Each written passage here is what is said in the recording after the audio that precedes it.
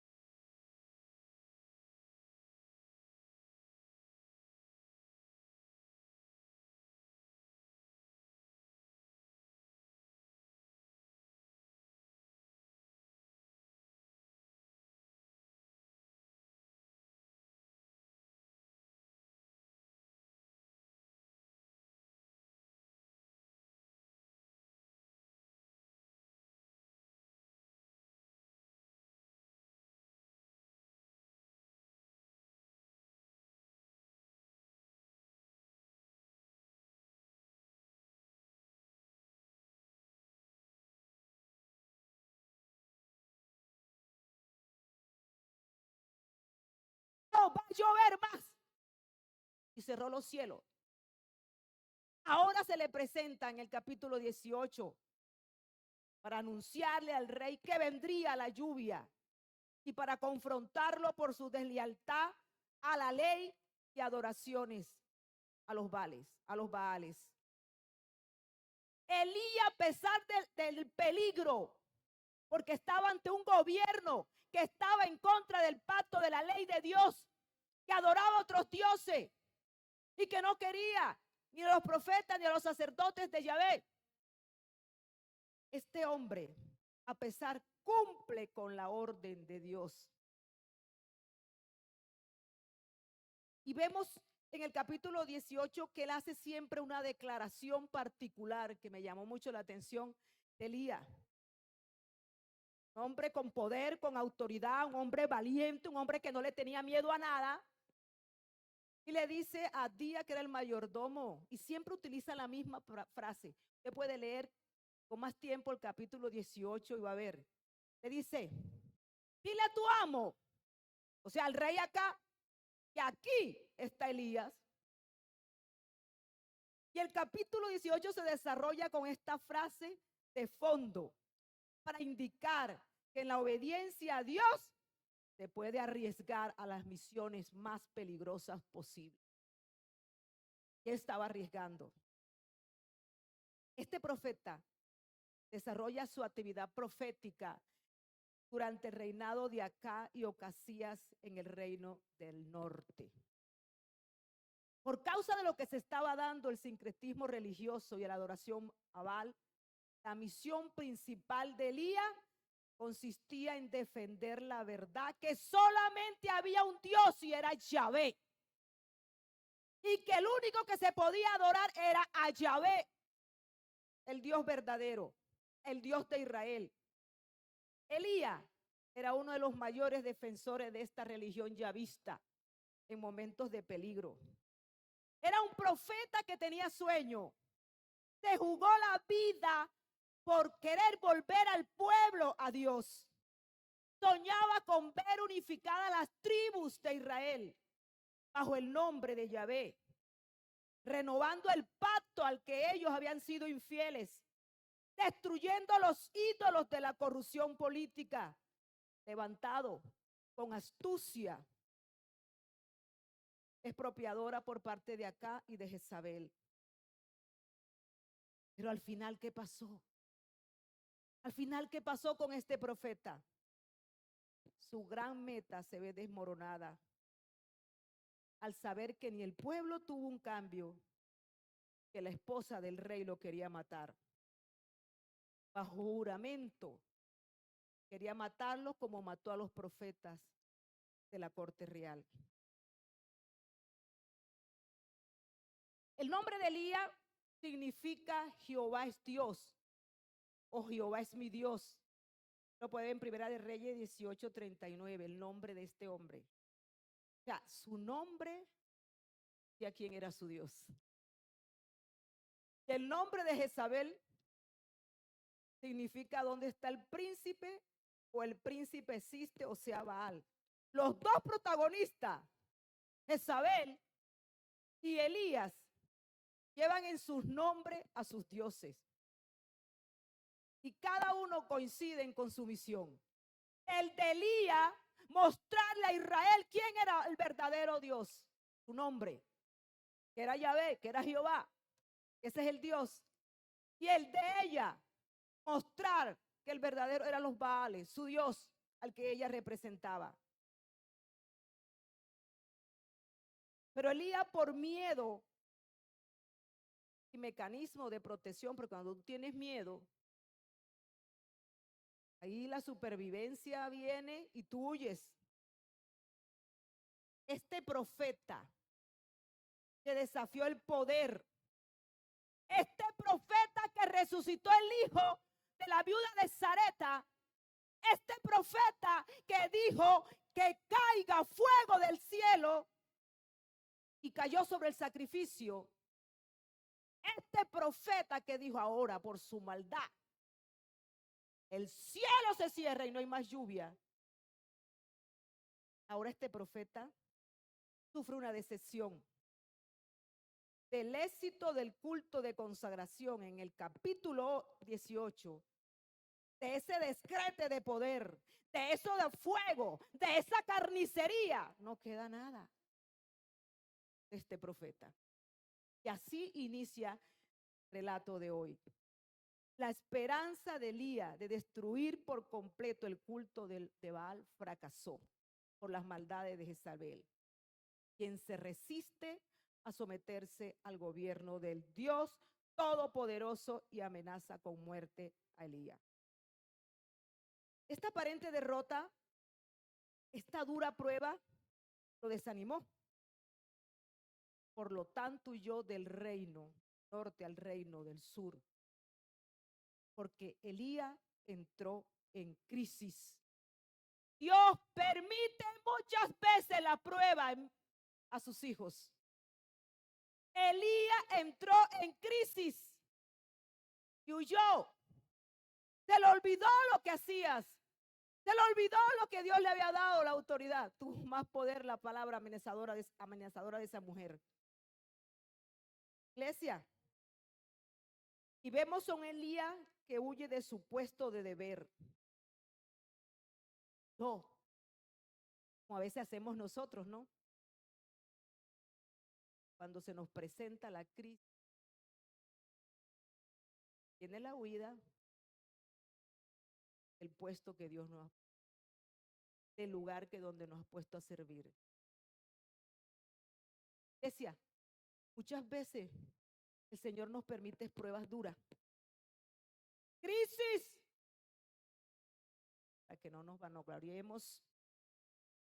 Muchas veces en momentos que nuestro ministerio está en la cúspide, que Dios nos está usando en sanidad, que estamos orando por un endemoniado y es libre, que estamos predicando y que Dios nos usa y vemos como el Espíritu Santo a través de nosotros, y cuando predicamos hace su obra el Espíritu Santo y esas personas se convierten. El Señor nos permite. Dios le permitió a Elías esta prueba para que no se vanagloriara y para que se bastara de su gracia y para prepararlo para su futuro ejercicio de su oficio. Segunda de Corintios del 12, capítulo 12 del 7 al 9 dice: bástate con mi gracia. Yo soy en medio de las debilidades. Bástate.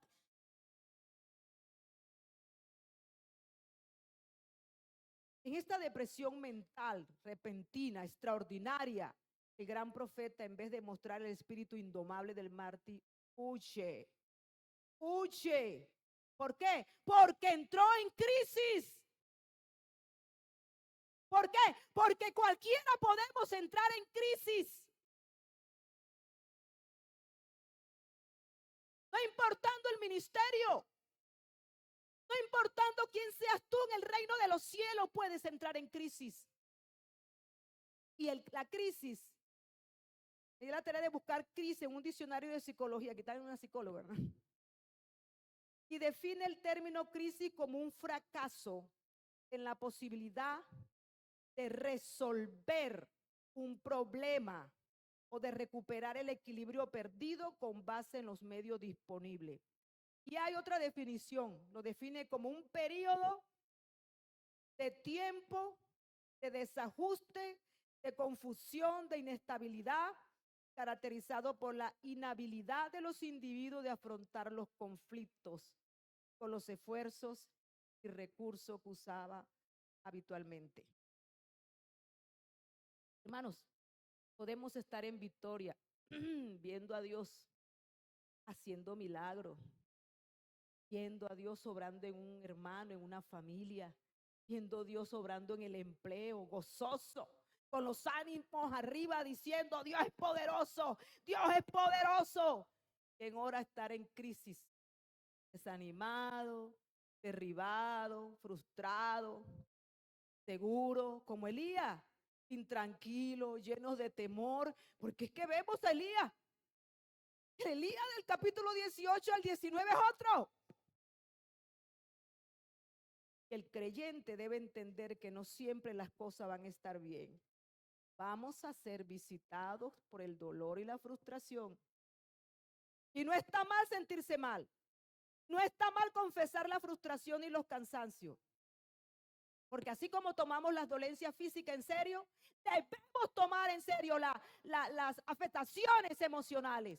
Las afectaciones del alma se deben tomar en serio. Vamos a pasar por crisis. Pero en la crisis te puedes desorientar de tu misión. Por eso, si en la crisis te desorienta de tu misión, en tu encuentro con Dios será reorientado. Entonces vemos en segundo aspecto, el creyente en su crisis puede ser desorientado. Y hay un principio, Dios atiende las necesidades físicas y espirituales. Él siempre las va a atender. Incluso de aquellos que se sienten abatidos y débiles y desorientados frente a las crisis.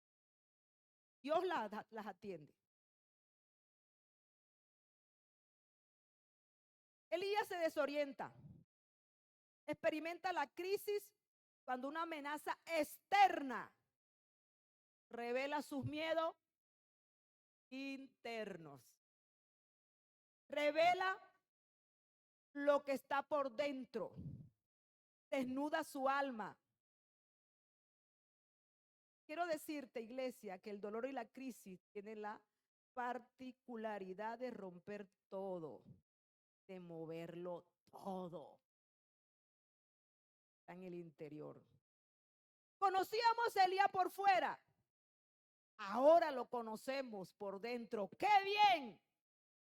Aceptamos al poderoso haciendo milagro y Dios respaldándolo.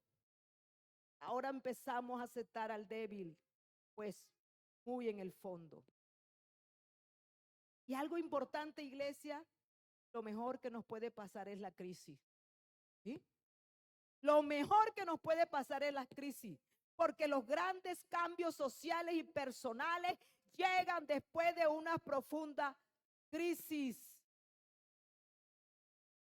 Personas que pasan por una crisis, viene un cambio notorio en ellos.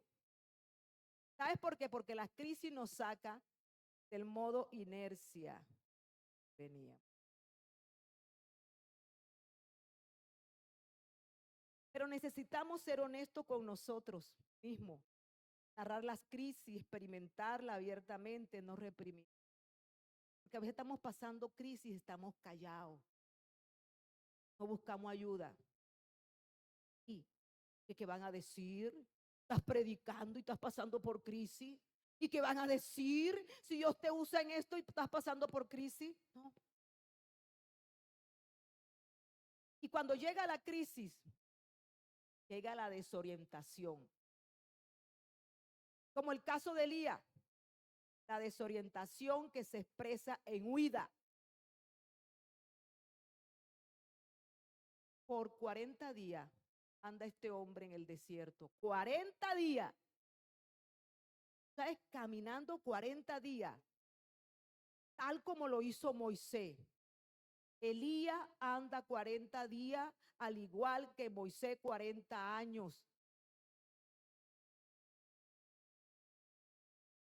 Con Moisés Dios lo hizo caminar 40 años a Moisés y al pueblo de Dios para saber que el Señor sigue siendo el mismo. Dios alimentó a su pueblo por más de 40 años, el desierto, con el maná.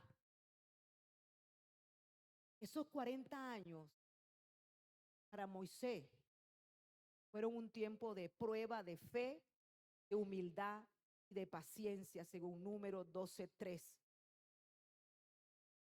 Los 40 años que pasó Moisés en el desierto. Dios probó su fe, su paciencia y su humildad. Porque Número 12:3 dice, aquel varón Moisés era muy manso más que todos los hombres en la tierra. Así Dios también quería probar la paciencia de Elías en el camino de 40 días de desierto hasta el monte Oreb. Dios quería que Elías fuera depurado de todo celo carnal y prepararlo para un posterior oficio. Hermanos, todas las grandes experiencias que tuvo Israel lo tuvo en el desierto. Todas las grandes experiencias que tuvo Israel las tuvo en el desierto. De igual manera, Jesús, luego de 40 días en el desierto, en la lucha con el adversario, en el desierto, puede anunciar el evangelio. Por eso, como creyente, debemos entender el desierto le quita al hombre prisa y vanidad. El desierto tiene que ver con Dios. Porque en el desierto solamente queda la vastedad de nosotros mismos. En el desierto se te quita la autosuficiencia. En el desierto se te quitan los títulos, ahí no vale título. En el desierto nos deja rústico. ¿Y qué dice Dios del desierto? ¿Por qué Jesús sale de él fortalecido y no debilitado? Porque en el desierto se produce una concentración en lo esencial. Si estás pasando por desierto, por medio de esa crisis, tú de ahí no vas a salir igual. Quien viene al desierto, del desierto, sabe lo que significa estar desnudo, indefenso, inhabilitado. El desierto nos permite comprender que toda vida solo se vive por gracia. Cristo, Jesús entregó a la experiencia del desierto una gracia aún mayor. Pues en los 40 días que estuvo Jesús ahí, lo consagró, lo purificó como un lugar para vida nueva. Y fue ahí en el desierto que Jesús vence al diablo. En el desierto que Dios te purifica. Es en el desierto que Dios te trata. Jesús solo pudo ir entre la gente y dar inicio a su difícil ministerio luego de haber ayunado 40 días y 40 noches en el desierto y haber vencido a Satanás. Desierto tiene un significado, iglesia. Significa resistir a la soledad. Israel tuvo todas sus grandes experiencias, ¿dónde? En el desierto. Desde la zarza ardiente hasta la predicación de Juan el Bautista, pasando por el Sinaí. Y en el maná del desierto. Y donde se obtuvo la fuerza para vivir. Pasando por el desierto, iglesia. Dios por medio de esta crisis te va a permitir vivir el desierto. Es donde vas a salir por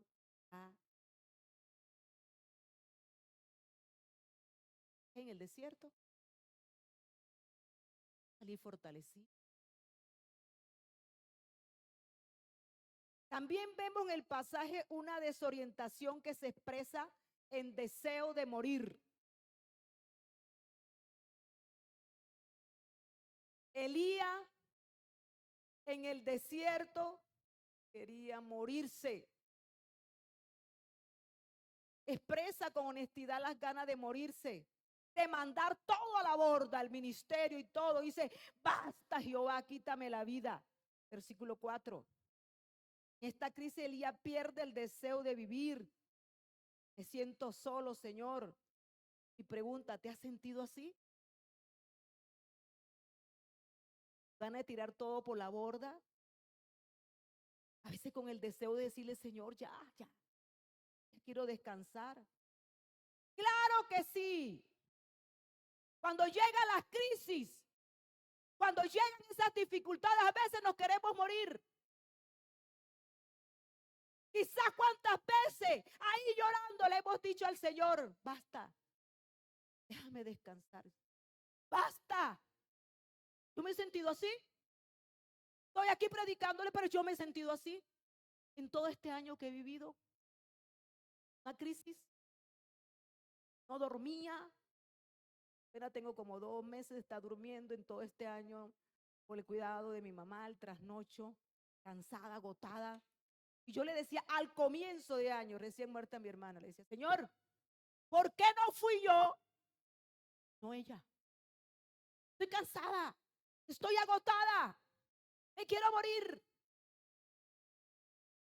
Ella era la que tenía que estar yo, aquí, le dije yo, y yo allá descansando. Le decía, me llegó en medio de la crisis.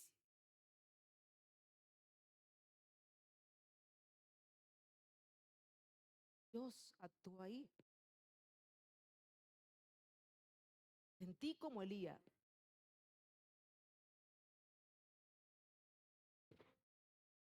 Dios no te va a dejar solo. Dios no me ha dejado solo. Y he estado. Y ahí donde estaba tirado Elías con ganas de morir, Dios envía un ángel para alimentarlo. Un fortalecido y recibido esa torta, fortaleció, pero no salió de su depresión y caminó 40 días. La comida no lo pudo sacar de ese desánimo, de manera que él llegó a Oré, el monte de Dios, llegó a un deprimido. También la desorientación se expresa en autoacusaciones. Vemos un Elías forajido, está huyendo, lo estaban persiguiendo, perseguido político, desorientado, con el alma hecha en pedazos y en peligro físico, fracasado, al borde de una depresión. Dice, no soy mejor que mis padres. Autoacusaciones. Cuando estás desorientado, en medio de las crisis, va a venir las autoacusaciones. Va a venir la huida con ganas de tirar todo, pero también va a venir las autoacusaciones. Sentía indigno, desanimado, fracasado de la misma manera que sus antepasados. Pero sabes que Dios no lo condena por su honestidad. Y él después de comer descansa, sigue su travesía y llega hasta el monte Oré por el desierto para encontrarse con lo esencial y con lo fundamental en ese monte. Porque cuando uno ha extraviado el camino por medio de la crisis y te ha desorientado, es mejor volver al principio. Como se dice por ahí, tecnológicamente hablando, resetear el equipo. Es volver al principio. 40 días demoró la travesía del profeta. En la Biblia el número 40 es símbolo más que literal. Es el tiempo necesario para que algo acontezca, para que algo suceda. 40 días y 40 noches duró lloviendo para el diluvio. 40 años Moisés en Israel en el desierto. 40 días Jesús en el desierto. 40 días Jesús duró con lo suyo después que resucitó antes de la ascensión. 40 en la Biblia está relacionado con transformación, con preparación y con cambio. Estos 40 días caminando Elías era para transformación, para preparación y para cambio. La desorientación se expresa en acusaciones también. He sentido vivo celos de Jehová Dios de los ejércitos, porque los hijos de Israel han dejado tu pacto, han derribado los altares, han matado a tus profetas y solo yo he quedado. De la respuesta de Elías en este versículo contiene algunas notas importantes de resaltar. La acusación contiene, por un lado, el reproche oculto contra Dios de que había observado tranquilamente todo lo que le sucedió. Las acciones del impío permitió que sucedieran esas cosas y que lo amenazaran. Y que él, su profeta, había quedado solo. Él, que es el verdadero siervo de Dios, que había quedado solo, lo buscan para matarlo. Elías, en medio de su depresión, no había visto los frutos de su celo por el Señor. Creyó que estaba perdido. No vio en su depresión que ahí vivía cerca del rey un mayordomo llamado Atía, que escondió 100 profetas contra la venganza de Jezabel, que mandó a matar todos los profetas de Dios. La crisis te puede desorientar de la misión que Dios te ha encomendado como creyente. Te puede desorientar. Y este pasaje nos dice claramente, que dice Elías, que Jehová sí tiene agenda establecida para guiar la historia de su pueblo. Dios reorienta al profeta en la montaña, aunque no se reveló de la misma forma que lo había hecho anteriormente. Dios sigue siendo el mismo en la historia y todo lo tiene planeado y agendado. Una vez que el fuego, la tormenta, el terremoto pasó, el plan de Dios podía articularse.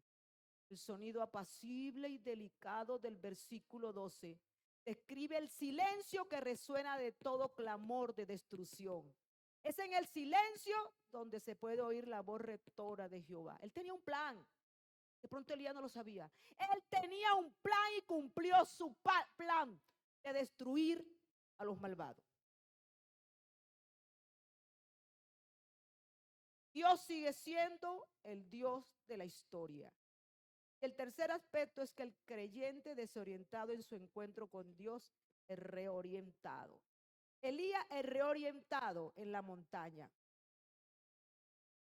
Dios se revela, hermanos, en la quietud para interactuar con los creyentes en crisis a través de un silbo apacible. Aún luego de ver a Dios en el silbo apacible, Elías quiere volver a la cueva. Y Dios lo confronta nuevamente y le dice: Elías, ¿qué haces aquí? Dios apareció a Elías para instruirle y para orientarle. Dios, en medio de la crisis que estés viviendo, en que te encuentres desorientado, Dios va a venir a hablarte. No a través de un terremoto, no a través de un viento fuerte, no a través del fuego, a través de un viento apacible. Él va a llegar a instruirte y a orientarte.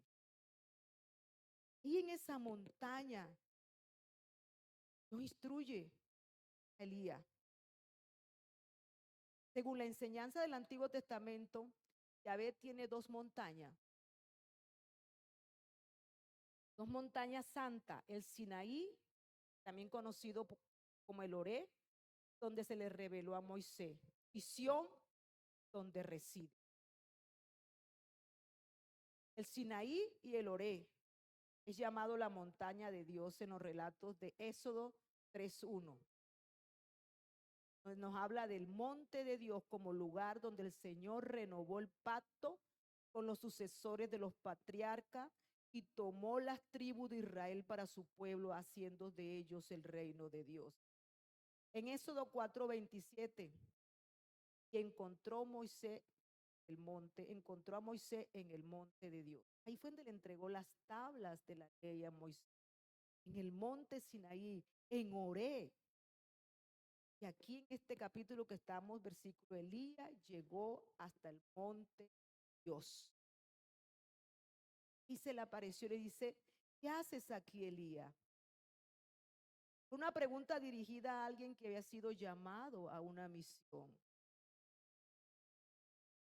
para convencerlo que una nación idólatra no se iba a quedar sin castigo. Lo que le habían hecho a Elías no se iba a quedar sin castigo. Dios lo instruye, Dios lo saca de esa cueva para que él termine una tarea. Su ministerio no había terminado ahí. Debía seguir a cumplir una tarea: ungir a 3 personas por la providencia de Dios, estaban llamadas a hacer juicio. Las 3 personas que debía ungir fueron destinados para destruir a los idólatras.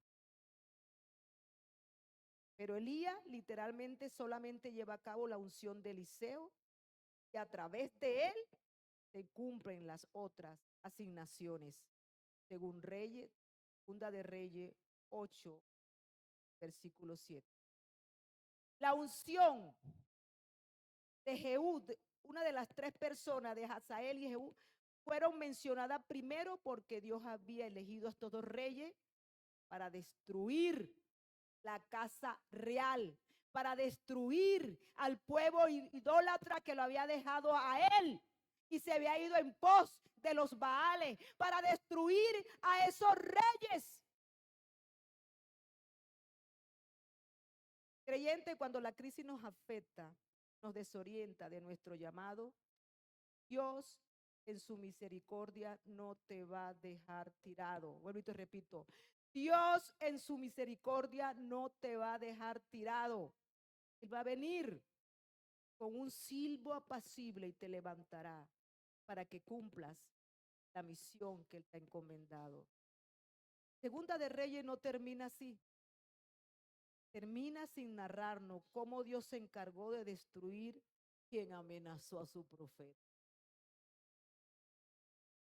La última y gran mención de Jezabel en esta historia aparece como el cumplimiento de una palabra que Dios le había dado a Elías en Segunda de Reyes 9:30. ¿Se acuerdan del hecho de Nabot, el siervo de Dios, a quien ella lo había mandado a matar para quitarle la parcela, para regalársela a su esposo acá? Y se cumple la palabra de Elías, de Dios a través de Elías. La palabra de Elías se cumplió. Aquella mujer que lo amenazó de muerte se convirtió en comida para perros, la parcela. No dice cuerpo esparcido, unos huesos y su calavera. Dios le hizo justicia a su profeta. Hizo justicia a un pueblo que lo traicionó, a unos reyes que rompieron su. Dios te reorienta en la crisis para prepararnos.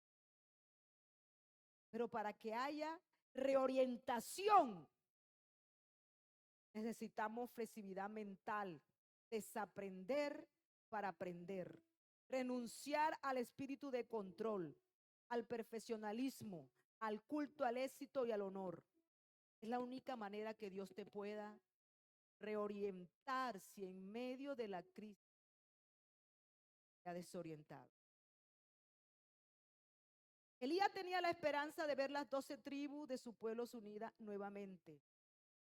La esperanza de volver, que el pueblo volviera al Dios Yahvé, dejara los ídolos paganos.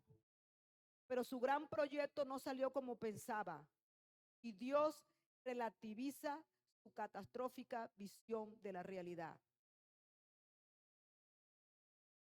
La crisis de Elías, su desorientación expresada en miedo, huida, en soledad, en desierto, en deseo de muerte, en autoacusación, en cansancio, y esto desnuda el corazón.